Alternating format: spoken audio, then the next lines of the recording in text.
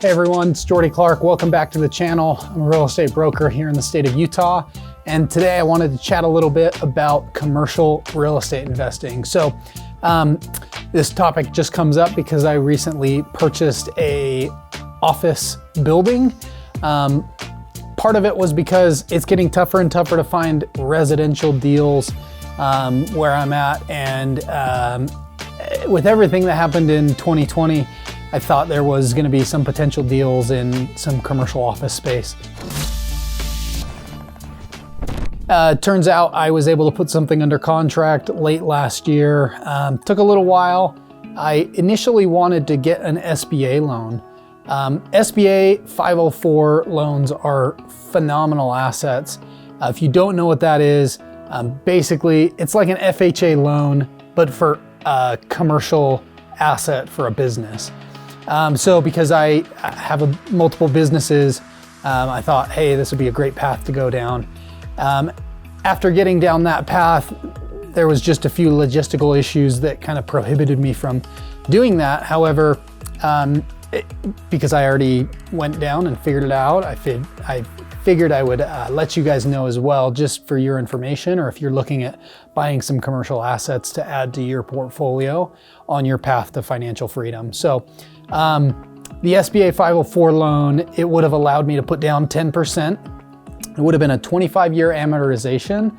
And then the SBA splits the 90% loan amount between a local bank and then the SBA.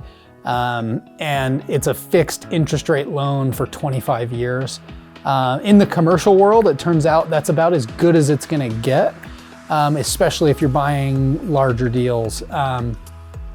So because of a weird circumstance that disallowed me from that loan program after we were under contract for a while, we actually just went with a conventional loan with a local bank that we have a lot of our business accounts and we do a lot with. And they're a great bank to have a relationship with because it's more about the relationship than anything else for them. So we're buying it, we're putting down 25%.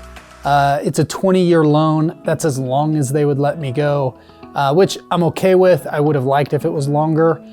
Just makes things a little bit more affordable. And at today's interest rates, the lower the interest rate is, the more I believe the debt becomes an asset than a liability. But in this case, it still worked out to be just fine. We're putting more down than we wanted to, about 25%. And then a couple other things that you may not be aware of if you've never bought a commercial property before. This particular loan, every 5 years, the interest rate can readjust. So it's not a fixed rate loan. It's adjustable rate with some parameters. So about every 5 years it can readjust, and then the bank has the ability in 10 years to either renew for the remaining 10 years or let me know that they're not gonna renew the loan. So I'll either have to refinance it or pay it off at that point.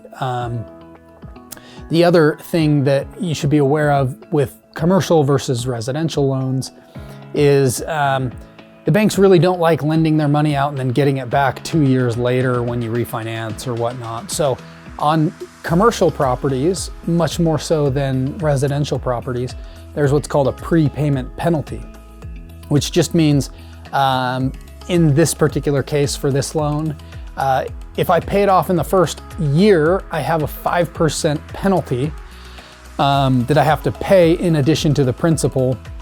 And that steps down every year. So first year it's 5% of the outstanding loan amount. Second year it's 4%, 3%, 2%. And on the fifth year it's 1%. So after that, there's no prepayment penalty. I can refinance or pay it off really very easily. So a lot of differences between commercial and residential. This worked out for me. We're actually able to split our office expense now. We have a few extra offices that we didn't really need for my business. And we have another business that was looking for about the same amount of space that we weren't using. And we actually leased that space to them. And what that does for me is that offsets my mortgage cost a little bit, so it's not so expensive for my business to operate out of here, but we get, you know, a professional, clean office that I own. It's being paid down, and it doesn't costing me as much as it normally would have if I didn't find another tenant. So the great benefit with commercial assets is they can give you a lot more flexibility. You get typically more responsible tenants. Business owners typically have a little bit better grasp on their cash flows. They're a little bit more prompt when paying rent, and it's a little bit less headache just because they take care of everything. So guys, please let me know if you liked learning about commercial real estate. This is just the tip of the iceberg. Like, subscribe, comment below, and share with a friend if they've thought about buying some commercial office space. I'd love to connect below and help you on your journey to financial freedom. Thanks, have a great day.